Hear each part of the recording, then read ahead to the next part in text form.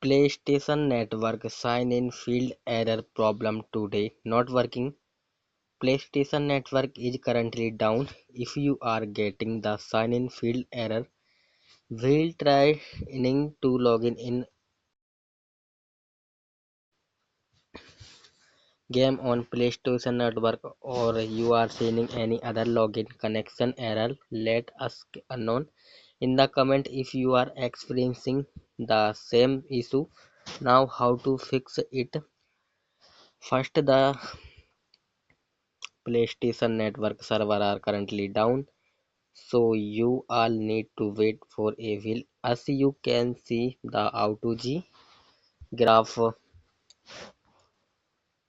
as a spike, which means many users are reporting the same problem. There is nothing you need to do you on your end, just wait. Sony fix the server issue once the server are back online. The problem should be resolved automatically.